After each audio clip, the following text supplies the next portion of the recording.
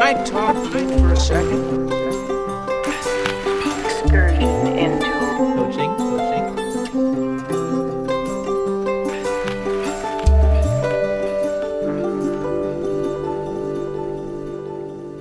All right. Clare Norman, here we are talking about coaching. Welcome.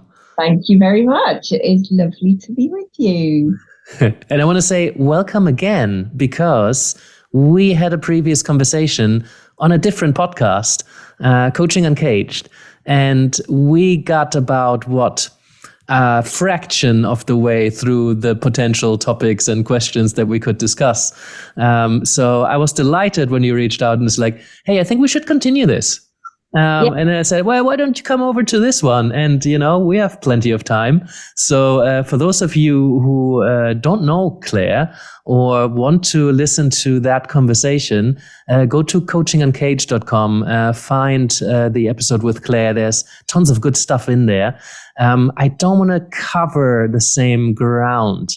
So, but nonetheless, for those of you who are here fresh and they just can't wait to get into that, on this podcast, I ask people to introduce themselves in a different way, which I quite like. So imagine you find yourself at a dinner party, and I'm tempted to ask you about a dinner party full of coaches.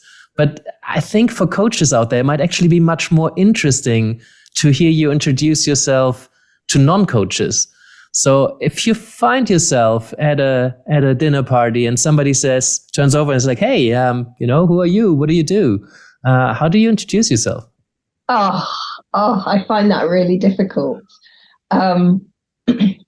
Because there are so many people who call themselves coaches, and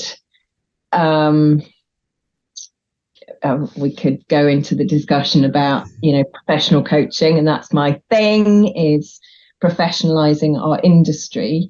And so maybe that is what I would say, that I see my role as, amongst many others in our industry, as helping to raise the bar on coaching, making sure that people are choosing their coaches wisely, not just jumping into choosing somebody they just met at a dinner party like me.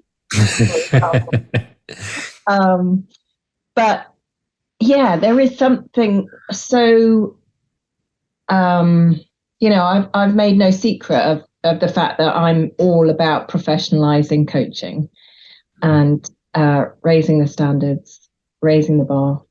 So that's what I would say. But actually, now I say that, I'm like, well, maybe I'd say that to a dinner party full of coaches. Would I say that to a dinner party full of non-coaches? I never have, I have to say. So maybe I'm lying a little. You're hanging out with too many coaches. Yeah, probably.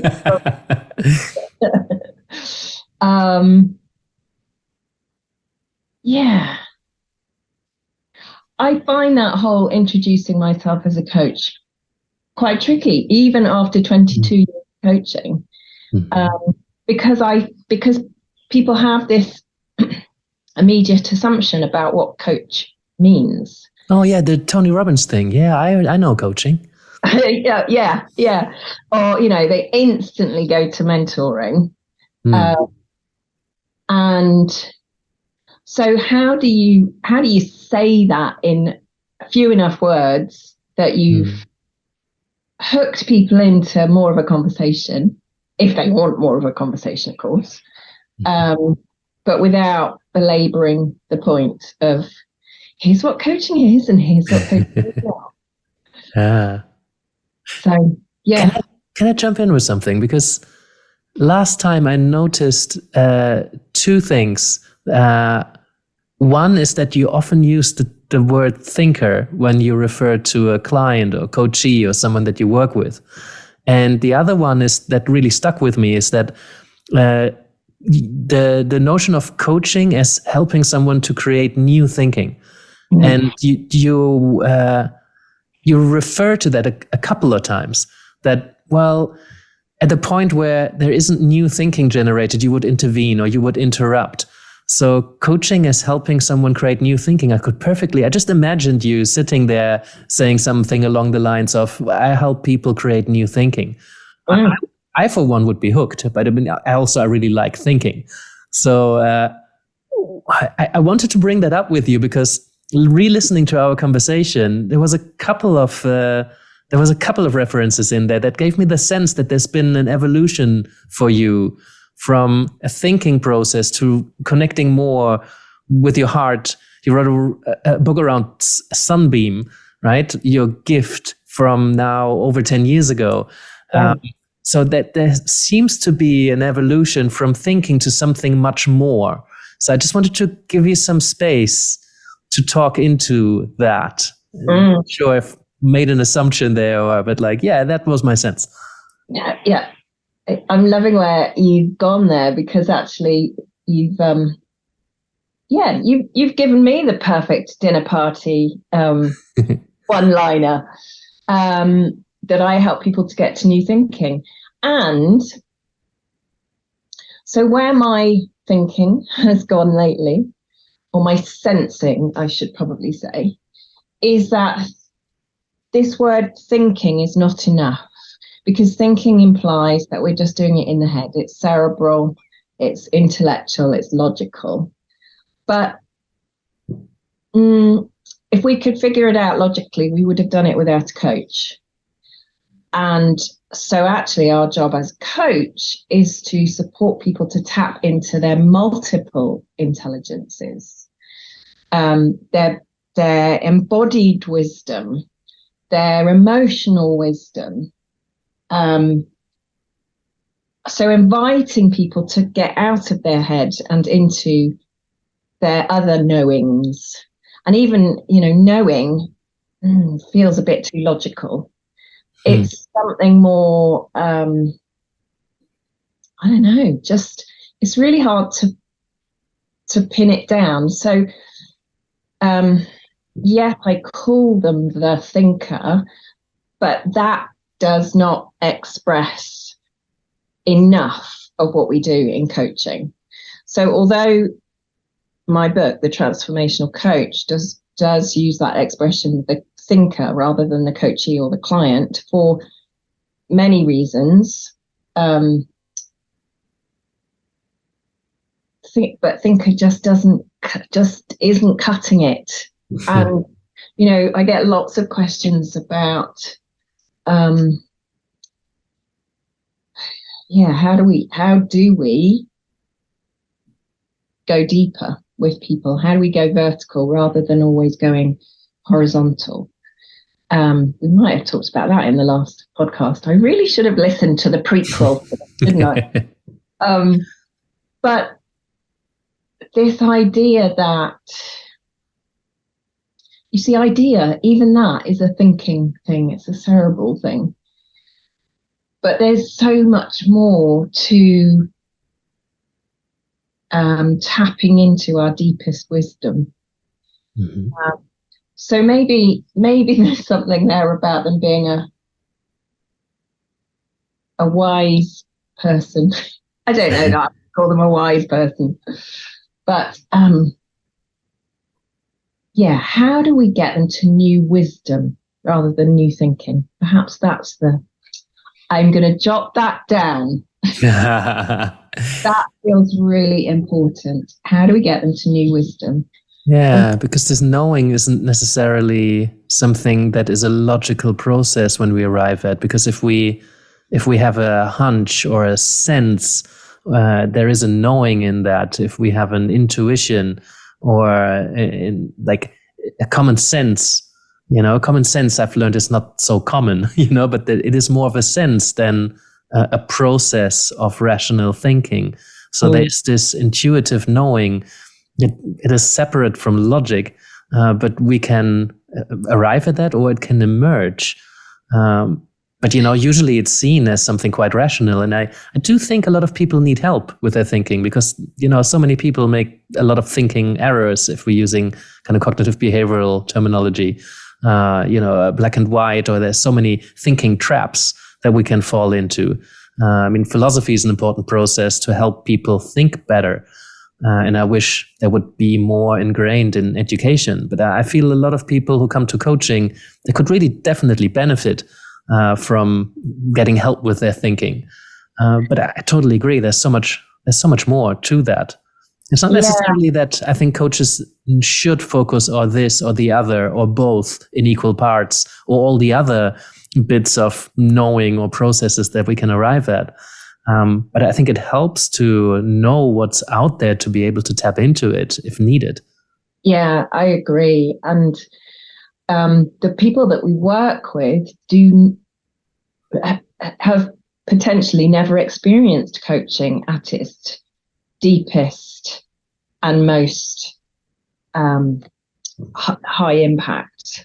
And, perhaps they're coming with this performance mindset of, I've got to figure out how to do this project, I've got to figure out this relationship, I've got to figure out the task, got to get over this hurdle. And it's all performative because that's how they think at work, is in problem solving mode.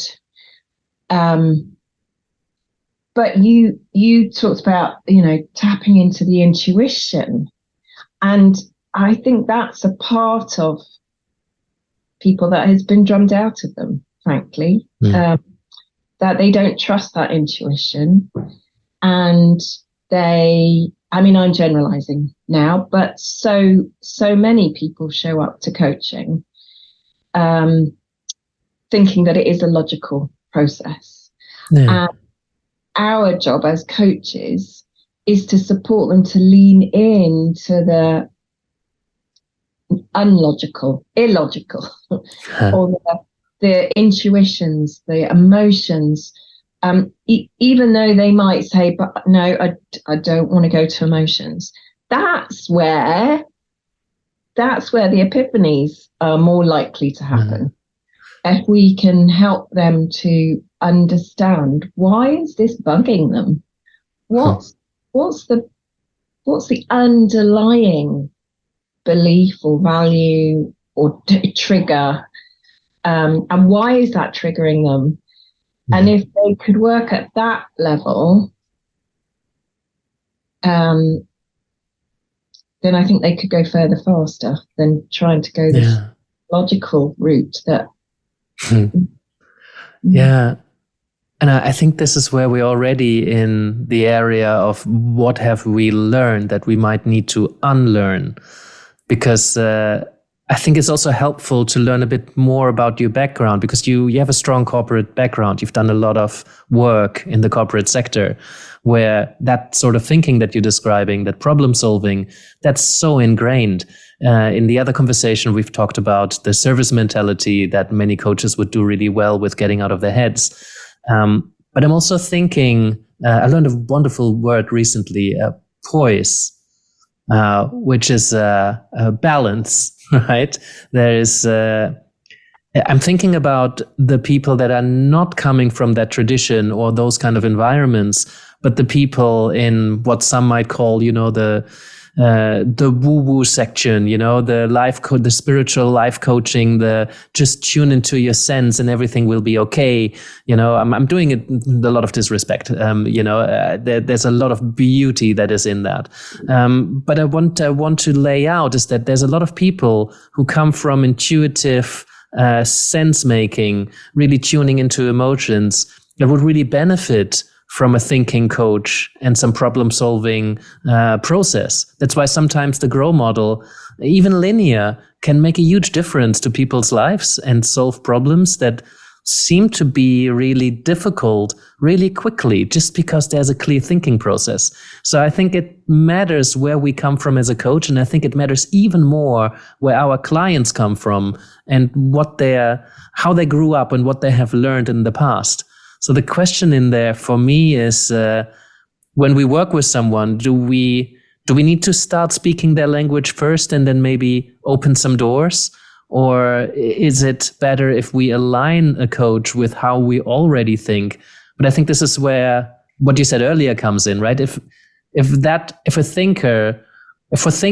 thinker thinking would have worked, they could have done it on their own, right? And if for someone who's really intuitive and really tuned into their sense, if that would have been enough, then maybe they didn't need a coach.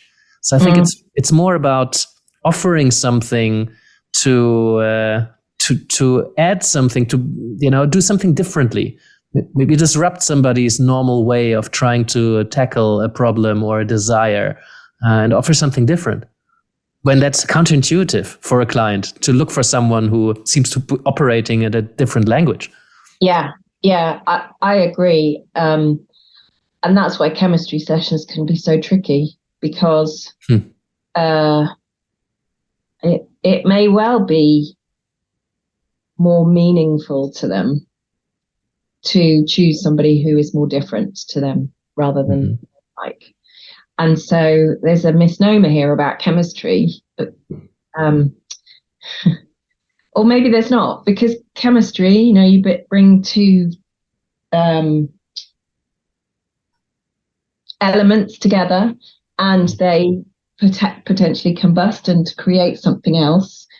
And so perhaps we do need to be thinking more about chemistry being what can we create that's different to what was there originally, and that's not to say that who they are or what they do is in any shape or form wrong, but if they're getting stuck, that chemical reaction, if you like, might be the boost or the oomph that they need in order to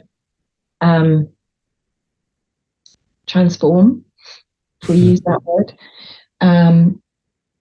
make meaning, understand themselves in a different way.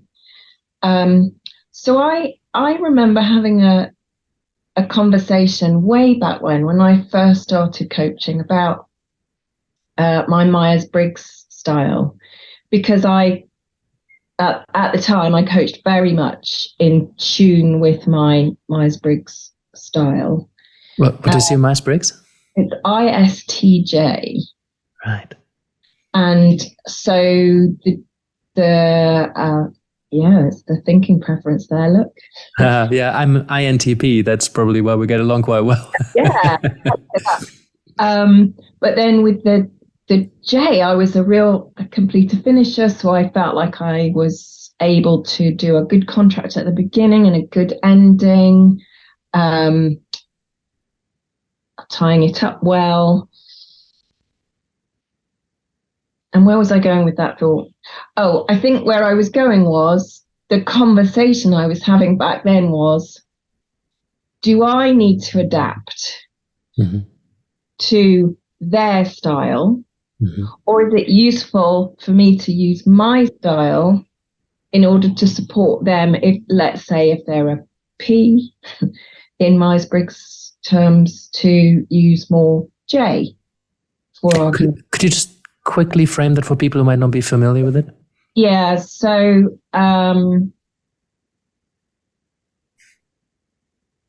what does P stand for? Perceptive, no? Perceiving, judging. Yes, perceiving and judging. Thank you. It's been a long time since I worked with Myers-Briggs. So yes, the P, the perceiving types, tend to work to a deadline and like to have a deadline to motivate them to get things done. J's tend to be planners and ahead of the I'm way ahead of deadlines. I do not like working to a deadline. We're very different in that. Yeah. So I'm always thinking about things way before I need to. And there are positives and I'm not going to say negatives, but things that get in our way for both of those. So, but there's something there about who am I to say that my style is what they need if they're an opposite, because they don't necessarily need that. And if that's their natural way of working and thinking and processing, can they actually change that? So actually, I think what I come to recognize is that we, as coaches, well, we need to meet them where they are. That's an expression that we use, isn't it? Meet them where they are. What is their style? But then be provocative, be challenging, play devil's advocate some of the time, in a way that is not making them wrong, but is helping them to see different different ways of being. Yeah, because when we meet someone where they're at, we speak the same language, whether that's literally the same language, it makes somebody feel a lot more comfortable if you also speak English. If we were to speak different languages right now, it would be a bit awkward, so, but also thinking is a language in some ways. Some people connect much more on an emotional level, right? Some people, you tell them what your credentials are and your qualifications. I could have introduced you, like I did on Coaching Uncaged, as what books you've written and how many mentor coaching hours you've observed, and how you're an MCC and how you have a 22-year career today, by the way, as a coach. Congratulations. That would have responded well with maybe half the people. Probably not less half than, but if you introduce yourself on a different level, then, we get to connect on a different level. And I think with clients, it's really helpful to pick up what kind of language they speak. And if somebody's clearly a rational, conceptual thinker, maybe I want to explain what coaching is first. If they're really intuitive, learning by doing, emotive kind of person, maybe we just kind of hold that space, see where it's going, connect one human to another. They're not interested in the conceptual framework of what coaching is. They don't need that. They need to connect to the human being. So I think it really helps if we connect and meet them where they are, speak their language, and then maybe invite them into a different space. But you could also argue that some people really need to realize that he's a different person, because there's opportunity in being met with, an antithesis even, or something different. It's like, well, if I could have solved it where I am with my language, I would have solved it already. Here we are again, right? Here's somebody who offers me something different. Oh, this is really interesting. This is a different kind of conversation. I think there's a lot of opportunity in here. But some people like novelty and difference, and some people are really scared by it. So there's so much sense making in the very first, chemistry minutes with someone. Exactly. Yeah. And, talking about their language, I'm on high alert for the kinds of, and I think this is an NLP thing. I'm not deeply trained in NLP, but I know to look out for words that they might use or phrases around whether they are auditory or visual or kinesthetic. And I think over those 22 years of coaching, I just pick up on those really quickly and intuitively. Could you give some examples? Because I think this part of NLP is fascinating and really, really helpful, regardless of what you think about everything that's attached to NLP. But could you give us some examples for a language that might help you understand, this is a really visual communicator? Well, a visual communicator might use expressions like, when we ask them, what is it you'd like to walk away with today? They might say, I want to get a picture of. I see it like this. I see it this way. Yeah. Or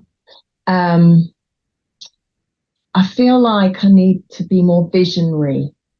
Yeah. So any of those things that are to do with seeing, the way you see the world. So that, sets off little bells in my head. Mm-hmm. Yeah, somebody else might say, listen, this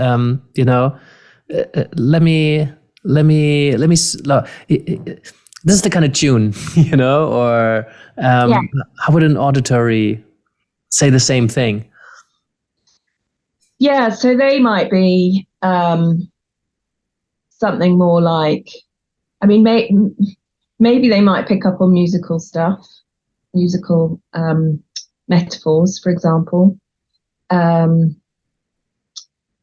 might, I was working with somebody a couple of weeks back who had actually kind of lost touch with his musical background.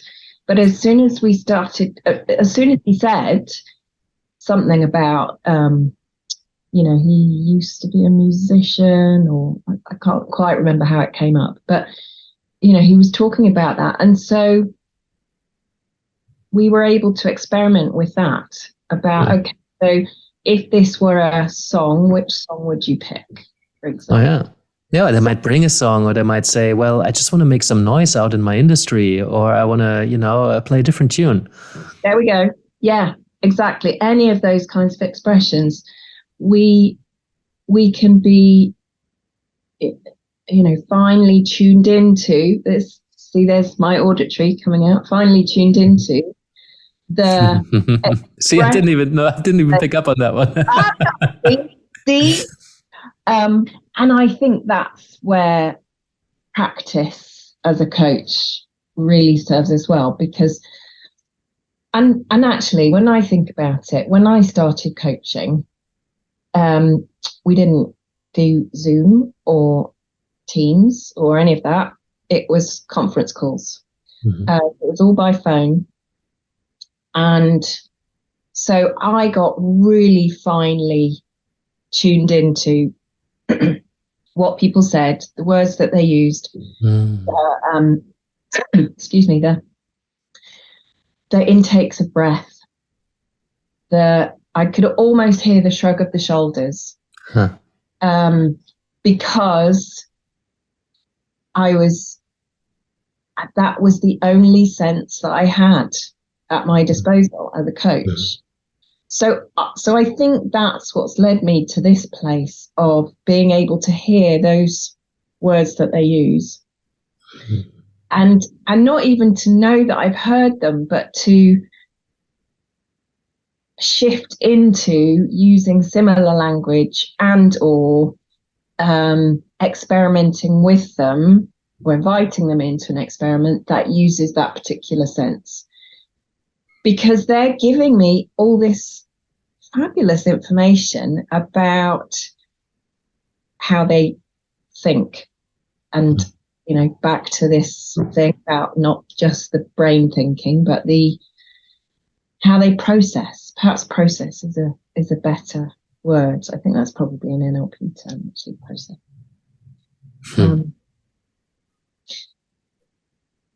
Yeah, so maybe I need to call them the processor, not the thinker. Ooh. A making sensor. Yeah. A sense maker. Yeah, I had that conversation with Peter Hawkins, who really doesn't like to talk about clients anymore.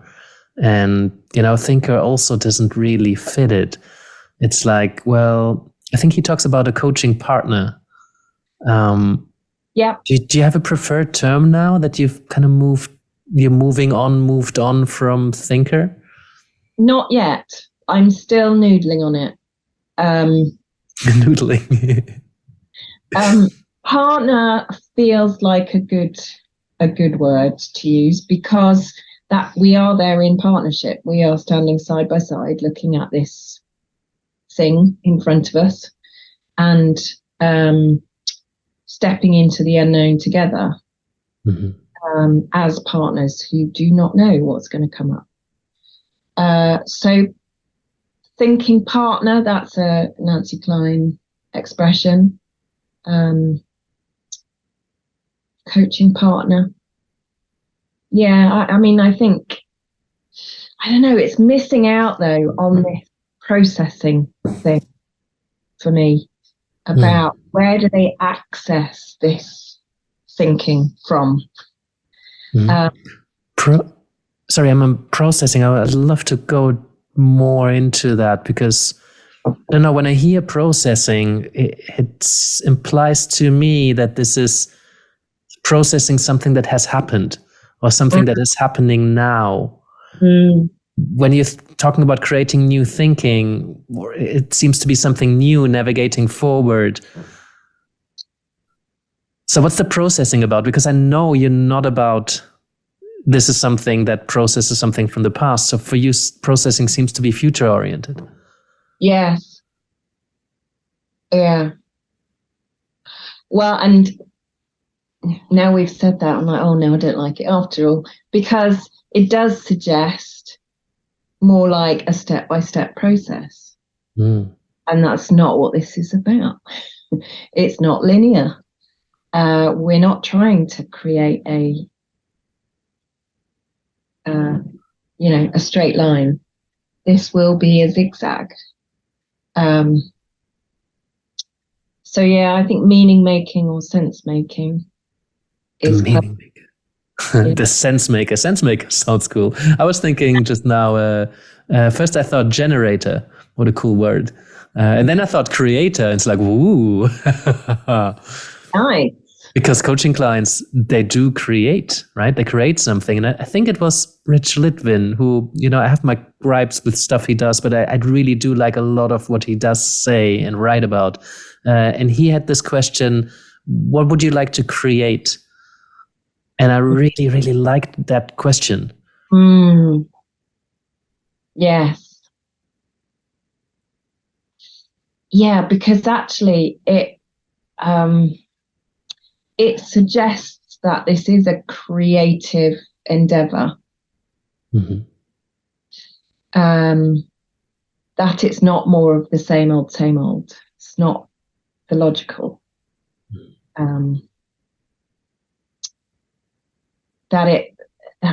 We could be using all sorts of different ways and means to get to this creation, whatever the creation is that they're looking for.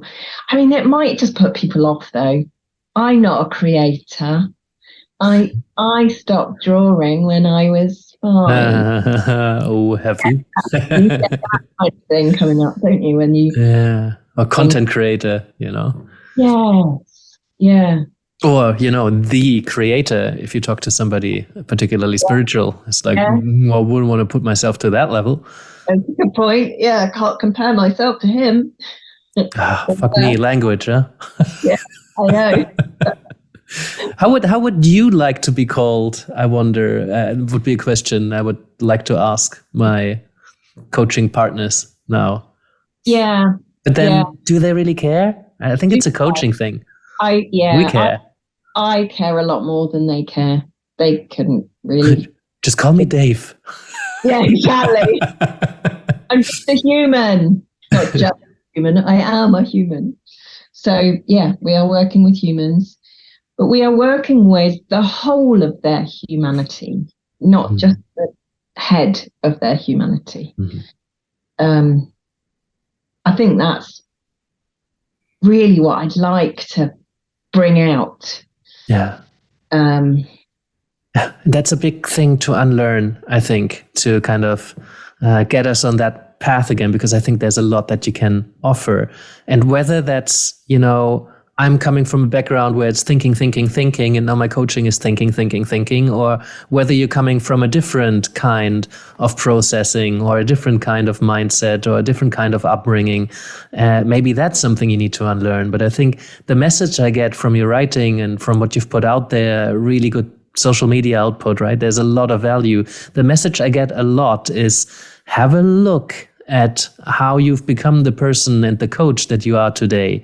Have a look at what mindsets you've got accustomed to, what has been instilled in you by your parents or by your career, by your culture, by your coach training, by your membership or professional buddy journey.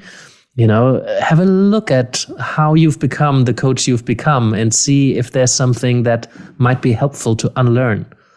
Yeah. And there's a ton of stuff that is getting in many of our ways. Let me guide you a little bit here, because we've talked at quite some length on the other episode around interrupting and when to interrupt, when not to interrupt, when to let somebody think. I think that's really good stuff.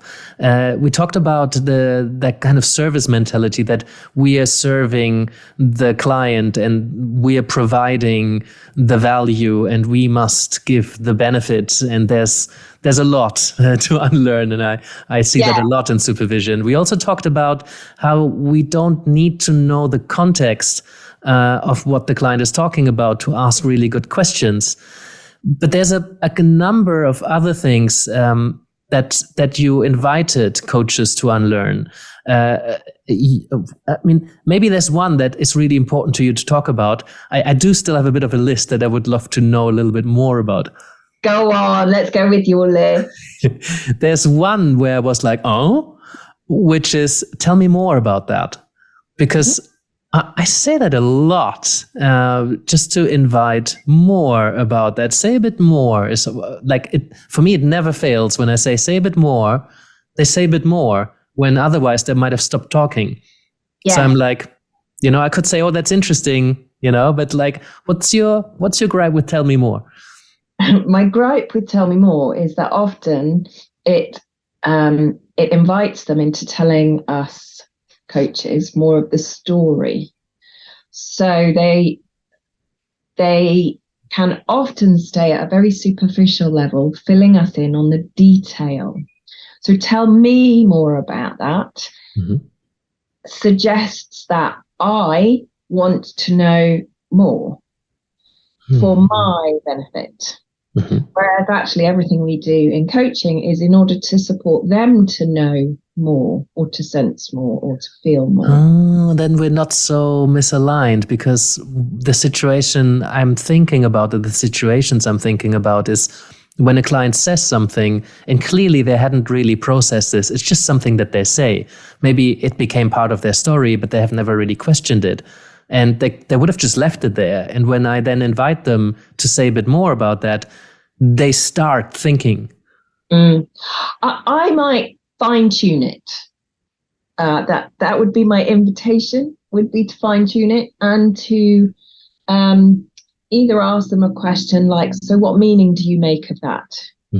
Or now that you've said that out loud, what are you noticing? So that it takes them underneath the surface of what they've already said, rather than filling in the gaps, what they've said. Does that kind of make sense? That makes perfect sense. Yeah. Yeah, because we don't want them to retell a story that they have told a bunch of times. Exactly. Unless it maybe gives us an opportunity, or them an opportunity to hear it maybe for the first time out loud and see how it sounds. Or it gives us an opportunity to hear and be able to challenge, maybe see some holes in that story, or maybe get curious about particular parts of it, so we can maybe start deconstructing it and reauthoring it. But yeah, I think covering ground that they already know is not helpful for them. Again, new thinking, right? If there's no new thinking, exactly. Why do we need to know? Yeah. And so that's why I invite coaches to just make that subtle shift, because then you're going to be less likely to get story and detail, and more likely to get something deeper and more meaningful for them. The values, the beliefs, the underpinning stuff that they had never thought about before, even when they have filled other people in on the whole load of detail. Yeah. Claire, tell us more about rescuing, because I see that a lot, and I've seen a lot of coaches, especially when they've been coaching for a couple of years. It seems that there's this curve that in the beginning they come into coach training, when they're fresh out of coach training, they're like, advice used to be me, and there used to be really good advice and really good suggestions and really good rescuing. That is really good intentions, right? It's a noble thing to come in and rescue somebody. And then it seems that during the coaching training or shortly after, they're like, never do that, because it's been hammered into their heads that, don't share your opinions, don't come into rescue, let people sit in things and really trust their resourcefulness to get themselves out of it. That's the empowering part. Mm-hmm. But then it seems that there is after some years of coaching, coaches tend to put more stuff on the table, not necessarily rescuing in that initial sense, but I see the coaches who are very experienced share more information or put some things on the table, start brainstorming with people. I wonder if you see that too. Yes. And some of them have never given it up in the first place because they equate it with value. Whereas I see value in enabling the people that we're working with to build their thinking muscles. Mm-hmm. And we can only support them to build their own thinking muscles if we don't do the work for them. Mm-hmm. We don't hire a personal trainer to lift weights for us in order to build our own arm muscles. And it's the same with coaching. Although the person might think they're coming to us to do the heavy lifting of thinking for them, actually their context is so very different from the context of the next person and the next person and the next person. Their personality is so very different. Their, whether they're introverted or extroverted, somewhere on a scale. There are so many things that are unique about this individual and their backstory and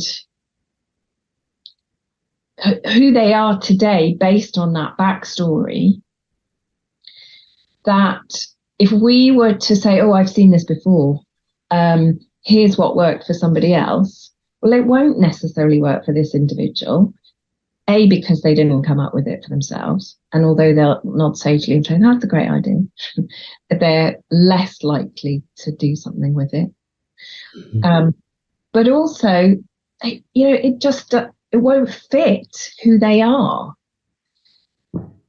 And they are totally unique. Not any one of us is the same as the next person or the next person or the next person. And so giving advice to me feels like it's undermining our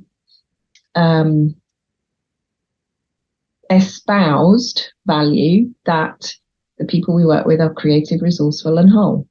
If we really thought they were creative, resourceful, and whole, we would support them to find the answers that work for them in their context, given their personality, etc., etc. So I see, people talk about that expression as though they believe it, but really in practice, it's they don't believe it because they're not following through on it. So, yeah, I have really discovered lately, as part of my MCC journey, that trusting them wholly gets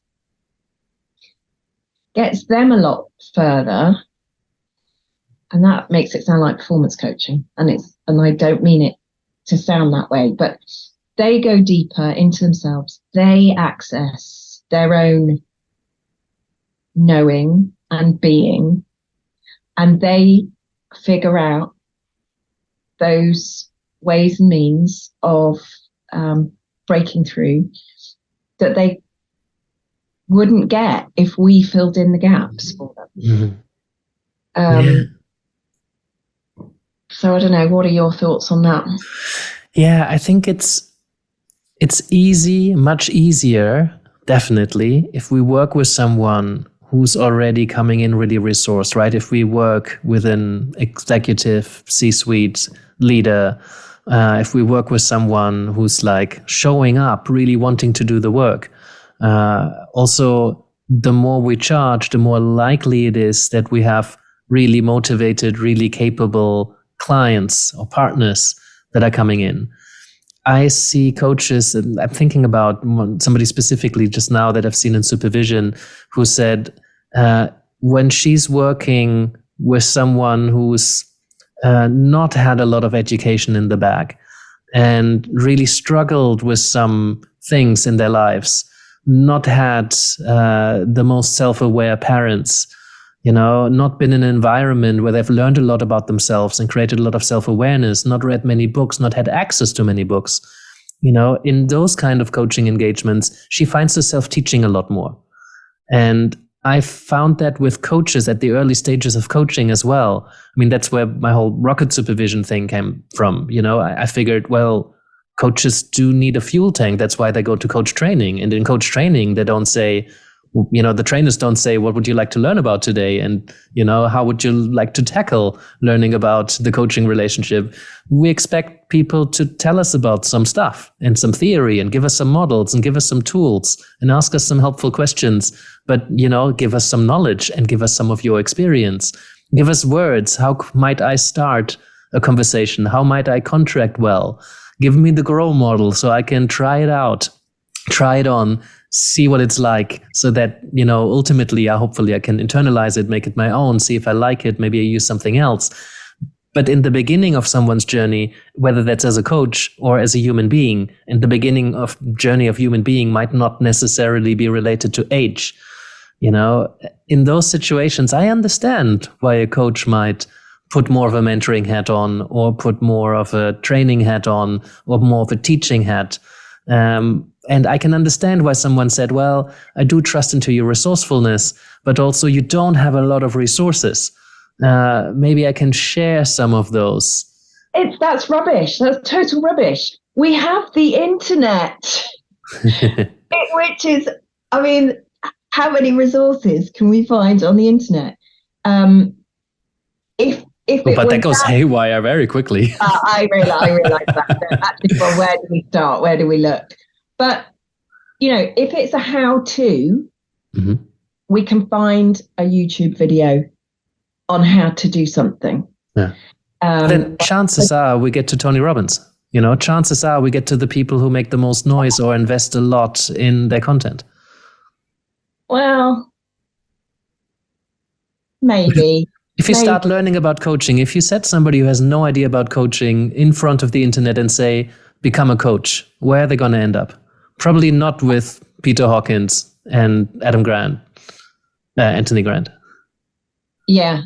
Well, good. Yeah. Okay. Good argument. However, I think we are belittling people have a different background to us if we move into teaching mode or mentoring mode. I think it's very seductive, and that there's something about our ego playing into that.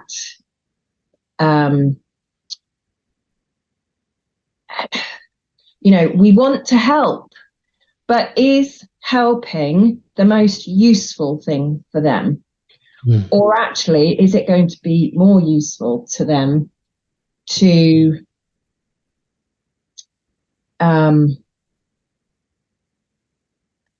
help them to tap into who do they want to be in the world? Yeah. How do they want to be in the world? Supporting them to work with thinking traps, for example, so that they're not an all or nothing, for example.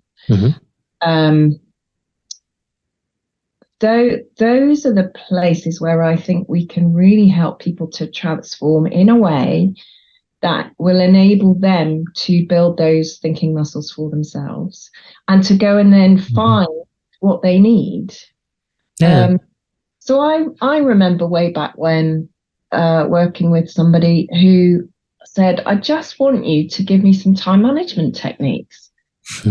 And I was like, well, what works for me would not necessarily work for you. And, that's partly because of my makeup and who I am and being an INTJ. There are certain things that work for me, which I know don't work for my old boss, who is what would he have been, an ENFP, probably the total opposite of me. So but they might say, try me. They might say, well, that's up to me to decide whether your techniques work for me. Why would you not share them? Well, then I might simply, point them to a book. I'm not going to teach them that. I might point them to a book, and then they can decide which parts of that book are useful to them or not. Because that doesn't feel like the work of coaching to me. Mm-hmm.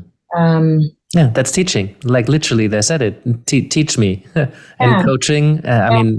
Beautifully put by Sir John Whitmore. Right? It's helping somebody learn rather than teaching them. And once you put yourself into the role of teacher, then it's super difficult to get back out.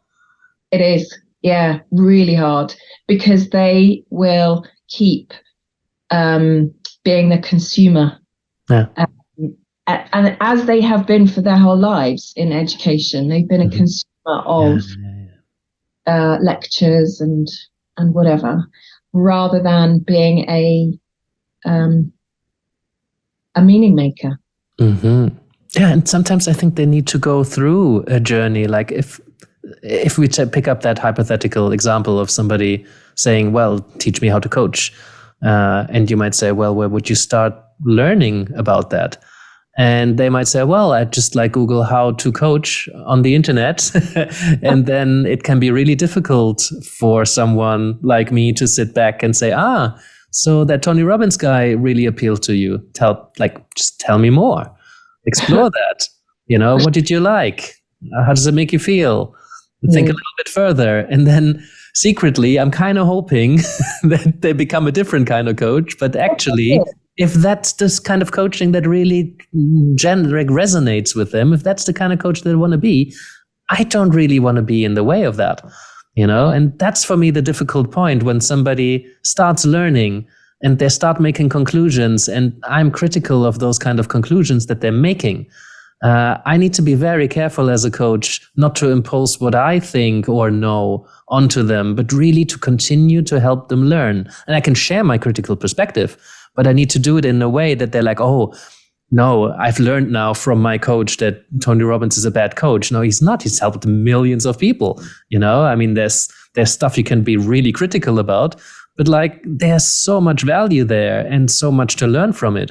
And I've learned so much about coaching from watching this show about a really bad therapist. So I didn't have the learning partner with me to really think these kind of things through. But I did have my own conversations with, what would I have done? And what do I think about that? And when might this work? And when might this not work? And does any of that translate to the people that I want to help? And does any of that translate to how I am as a person? Could I be this person? Could I say those things? Wouldn't that be weird coming out of my mouth? And that's a learning process.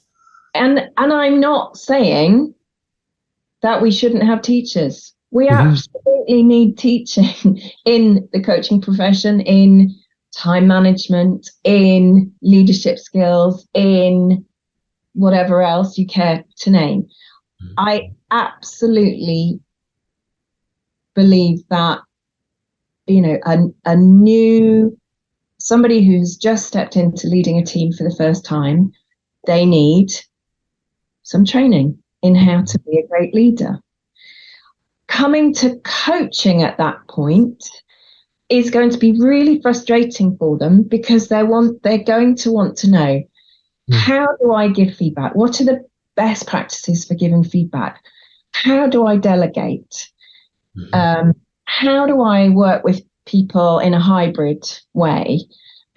All that kind of stuff. They need to know it and, discuss it with their peers, about, well, how would I apply that in real life, etc., etc. That is absolutely crucial. And I do get frustrated when somebody comes for coaching who is a new manager, for example, but has had no training. Yeah. Training in combination with coaching, fantastic. Exactly right. So that they can start processing what they've learned in the classroom. Processing. There we go. And thinking about, okay, so how do I implement that given my personality and the people who work with me, etc., etc. So they do that bit in coaching, but they get the basics of how to give feedback, how to delegate, etc., in a different format. And I think we can get ourselves too enmeshed in that teaching stuff when actually I think it behoves us as coaches to in the chemistry session or in the discovery session, figure out with the person actually whether this is training that they need at this time, or training in combination with coaching, but not coaching alone, because otherwise we'll get sucked into that mentoring and teaching. Now, I'm not saying that you would never share a model, for example. If something was coming up, let's say Stephen Covey's 4-quadrant time management model, I might share that with somebody in a coaching session, but it will be a 2-minute teach, and then I'll be back out into coaching again. And then it'll be, so what do you make of that? Where do you see yourself spending most time? How is this useful to you? How might you apply it? All of that stuff.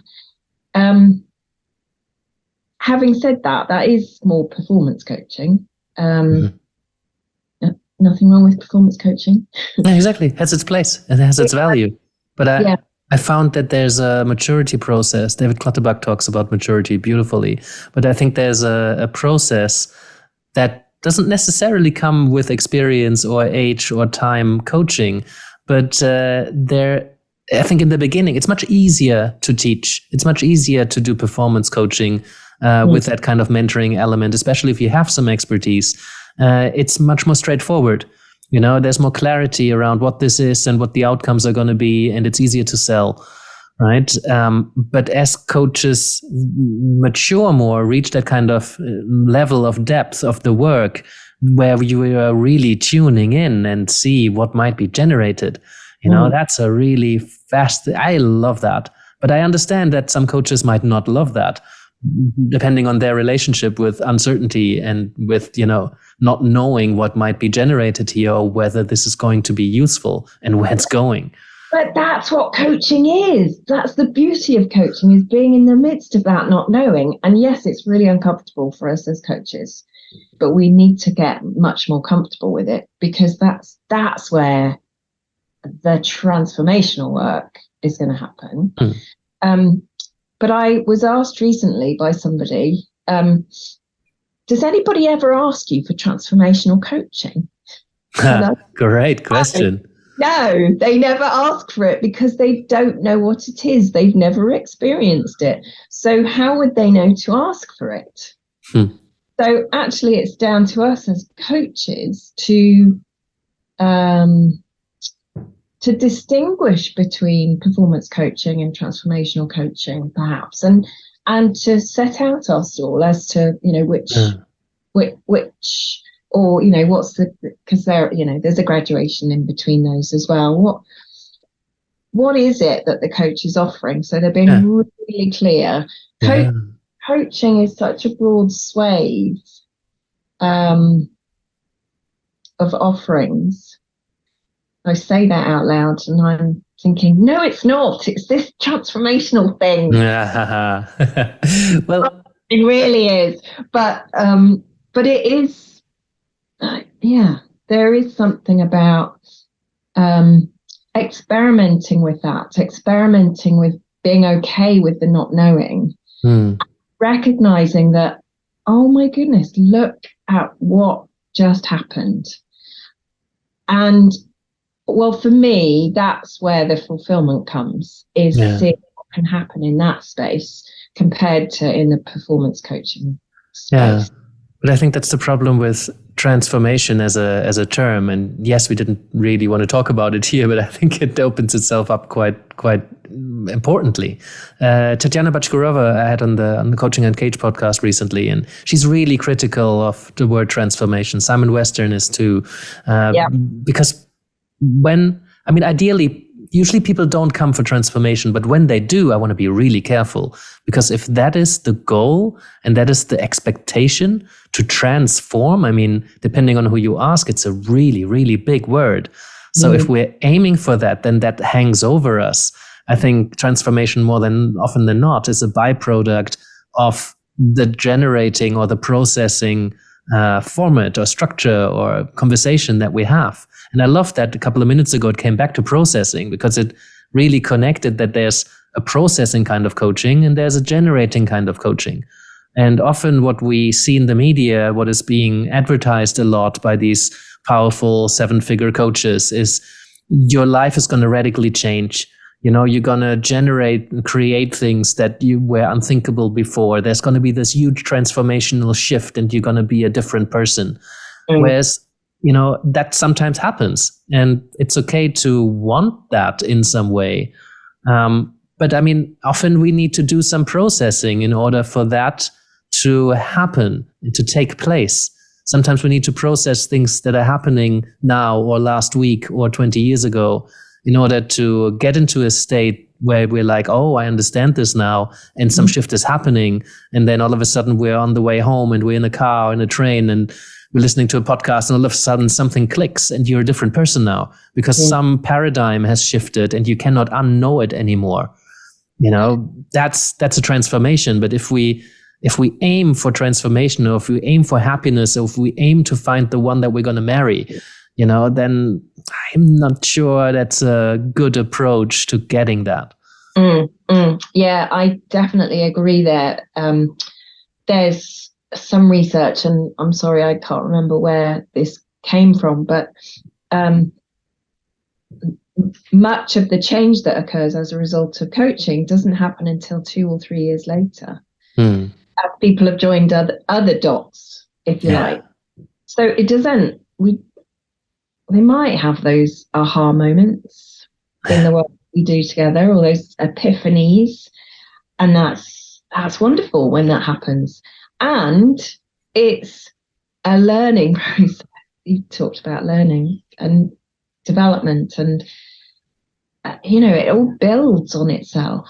And so we can't be disappointed as coaches if that life change doesn't happen as in the however many sessions we've contracted to work with them, because chances are it will create a shift, but not necessarily right there in that moment when we're with them. Sometimes we sow seeds instead of reaping the fruits at the end of the engagement. Exactly. And we don't always know what the fruits are because they don't always come back to us. Yeah. It really wants me to set a reminder, like 3 years from when I finish with a client, to, ask for the testimonial then. Yeah. Not straight after the coaching, Yeah. What's changed for you? What dots have you joined along the way? So yes, I absolutely get that argument that it doesn't necessarily happen right there in the coaching. But there is a different feel for me when I'm in that space with a thinker. See, I'm stopping calling them the thinker now. Yeah. I still don't have my word. There is a real different feel of being in that space of unknowing with them, and that kind of exploration that's going on. That is not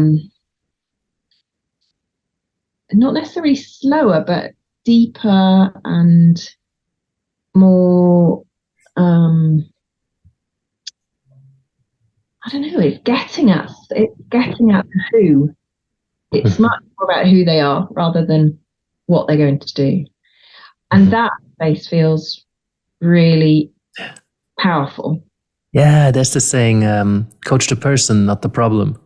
Yeah. And it's super interesting because once I ran a coach training for therapists, for existential therapists and counselors, and they loved the idea that you could coach the problem, you could work with the problem and not the person, because the inclination as a therapist is to work with the person, right?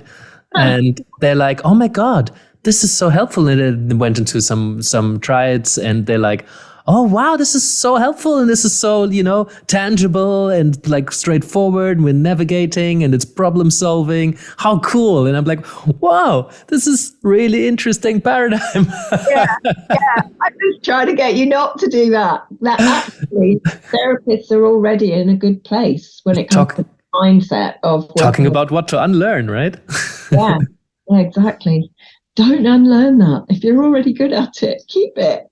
Yeah, but sometimes you're so much in that space that what your client needs right now is not more work on the person. They just need to get something done.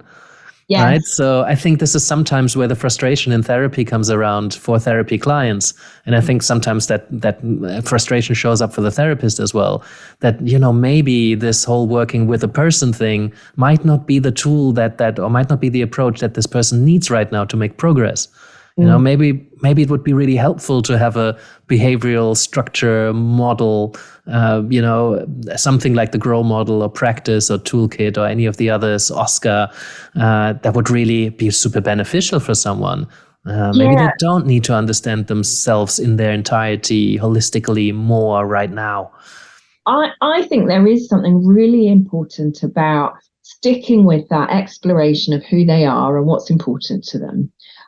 And then at the end of every coaching session, there needs to be a proper, that's an interesting word that I use,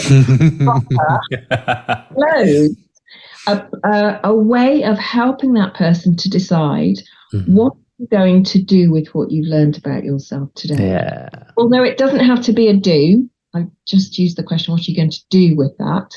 But it could be, what further thinking are you going to do to continue? What further exploration you want? What's next? What's next? Exactly. So pinning them down to something tangible, as you say. The tangible needs to come out at the back end of the coaching, to make sure that actually what they're doing in between coaching sessions is moving them forwards, and that they're not just turning up for the next coaching session having not progressed. So that piece at the back end of a coaching session is really important to get that. You called it poise earlier, didn't you? That poise of the exploration plus the next steps. Yeah. And for many people, that really is the characteristic of what makes a coaching conversation a coaching conversation. So I definitely get that.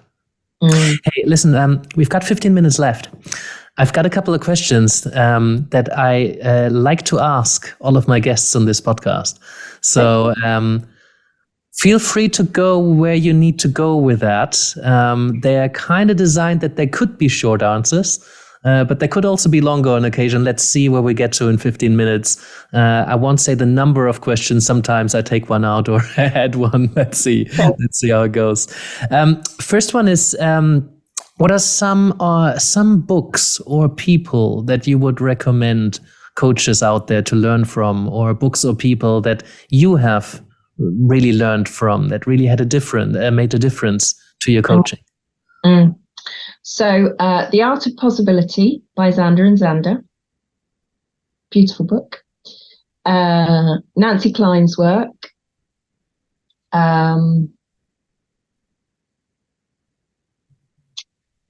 I just read a brilliant book, which I think I have learned so much about in relation to coaching, but group coaching, group supervision.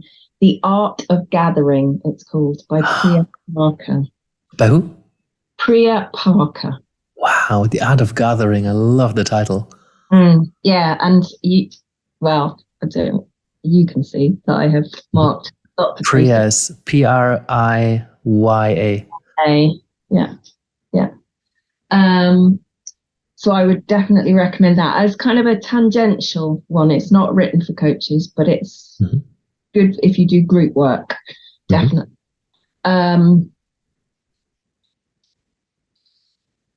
What else? One that I think is useful for us, not in coaching per se, but in terms of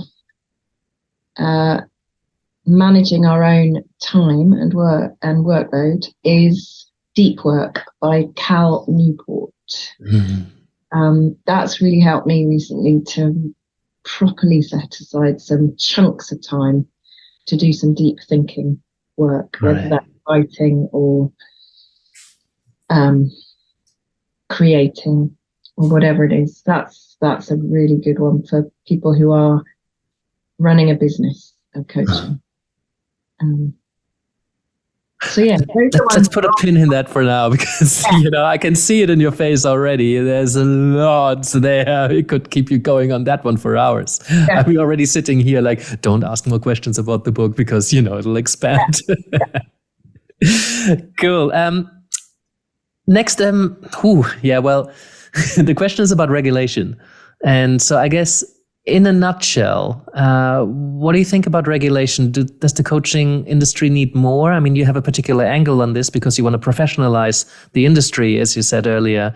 But then, obviously there's issues around regulation, because we also don't want gatekeepers, as in, in some countries, therapy is so overregulated that only a very particular kind of person gets in. So I wonder what you think about regulation in the context of coaching. Do we need more? Do we need less? I don't know enough detail about what it's like in different countries, so I wouldn't feel qualified to comment on that. You're operating in the UK. I don't think we've necessarily mentioned that. Yes. But what I would absolutely love to see happening is for the different coaching bodies to do more together and to cross-fertilize and to use the best of what they have to offer. So for example, credentialing, the ICF is really strong on checking out how you show up in the coaching room. So you have your mentor coaching, which means you are observed and given feedback on your actual coaching. You don't talk about your coaching, you get feedback on your actual coaching. And that really helps you to raise your bar. And then you are assessed by the ICF as well. So they have that as a particular way of credentialing, which is really strong, but it misses out on supervision, for example, which is a requirement for the EMCC, the AC, Apex, I believe. So if you could bring in the supervision as well as part of that credentialing process, but also then the reflective practice that some of the other coaching bodies expect as part of your credentialing process. So actually sitting down and thinking about who you are as a coach. So I would love for the coaching bodies to bring the best of who they are and the best of their credentialing processes together for one space, rather than having multiple different ones, each of which has, their own pluses and minuses, but bring them all together and it would be stellar, absolutely stellar, as a way of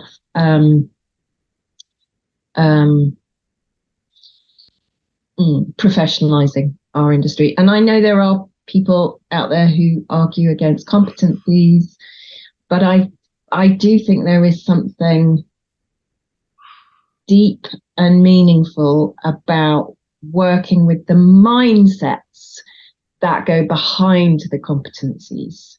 So it's not just about how we show up skill-wise. Yeah. Actually, we are likely to revert back to old practices once we've got our credential if we have not first looked at our mindsets. So it's that mindset piece that feels really important to me. But yeah, that's my answer to regulation. It's just slight side. Bring them together. Yeah. Oh, good luck. Please be a voice for that. I would love to see that. If someone were to ask you about differences between coaching and therapy, is there a short answer that you have?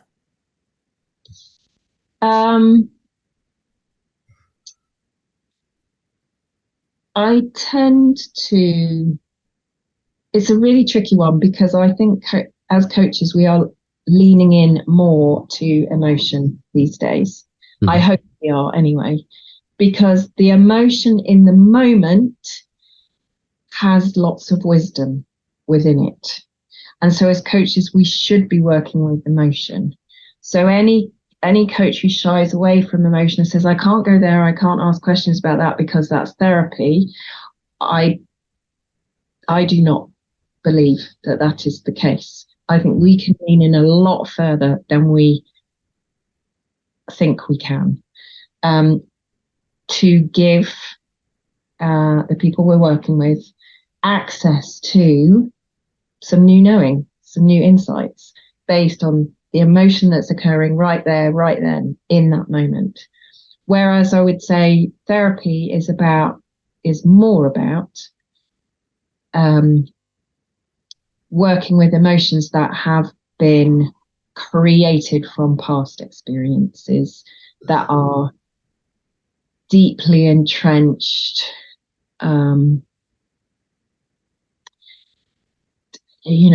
to shift, getting in their way, essentially, and that actually there's some work needed there either first before coaching or alongside coaching to help unlock whatever that trauma was, and to help them move past that. Mm-hmm. Not a short answer. Fair, short enough. Sometimes I'm amazed by how people can put something in a sentence or in a metaphor. Usually it's a longer answer. Based on that, I wonder, is there a client where that threshold kind of was met or overstepped, and either you both decided, or maybe you decided to stop the work, to stop working with this person? Has that happened? And if so, how did you initiate that? So it has happened.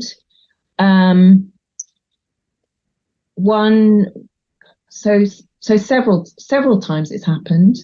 One was when the person's brother committed suicide. I can't work on that, or I don't feel equipped to work on that. Mm-hmm. And she was the one who said, this has happened. I think I need to take this to therapy and then I'll come back for coaching. So that was instigated by her. Another time was working with somebody where it just kept coming up in conversation that, oh, I do that because of my dad. Oh, I do that because of my dad. My dad used to say, so there was a real pattern of stuff that had filtered in to his mindset because of his relationship with his dad. Mm-hmm. And I planted the seed that he might want to think about counselling to work with that. He didn't take it up immediately, but then maybe about 3 or 4 sessions later, he said, I've realised that this really is a pattern for me and I need to sort that out.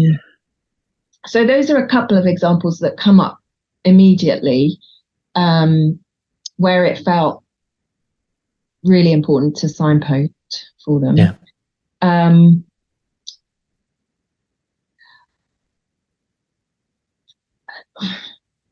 I haven't had anything recently.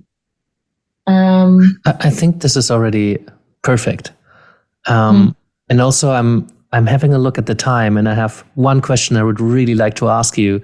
Go on then. Part of me was also really curious what you're going to say next, but I think at this time, in the interest of putting a nice bow to this session and not rush your answer to the next one, if you could take over the screen or screens of any person or group, right? So if you could have the attention, let's say, whether through a screen or whatever else, and you could send a message to a group of people or a person, I wonder what message would you like to send? You have a minute of their attention. Oh my goodness, that's really hard. I know. Oh, I wish you'd sent me that one ahead of time so I could think about it. I used to, and then I stopped doing it. I think it's so much cooler now. We can cut out some of the thinking time.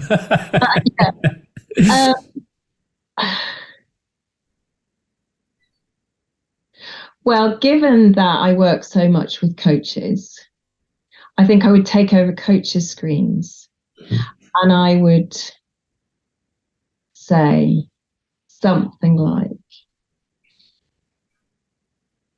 step into the unknown and revel in the unknown. Mm-hmm. Be okay with not knowing where this is going to go. Yeah, that's it. That's what I would do and say. If you're listening to this, please hop over on YouTube and watch the revel in Claire's face. It's beautiful. So thank you for this message. Claire, where can people learn more about you, get closer to your sphere, maybe work with the other coach mentor? I know you've got books out. We put some of the links up, Transformational Coaching. There's coach mentoring. There's a lot there, but where's the best address for people to go to learn more from you? I would say connect with me on LinkedIn. Clare Norman, I think it still says PCC as my, but soon to say Clare Norman MCC. So yes, please do connect with me there. As you said earlier, I share lots and lots of content there. Hopefully useful content, hopefully content that will be provocative and will trigger new thinking, new ways of approaching coaching. That's my goal, is to support coaches to up their game. So yeah, that's probably the best place to find me. And then if you want to go to my website, clarenormancoachingassociates.com, and you'll find the programs that I run: mental coaching, supervision, coaching, of course. Yeah. Fantastic. Claire, thank you so much for your time. I really enjoy your conversation, and I have a feeling it won't be the last. I hope not. I learned so much out of it. It's so generative, the conversations that you and I have had today. So brilliant. Claire, thank you. Keep doing what you do, and see you around. Yeah.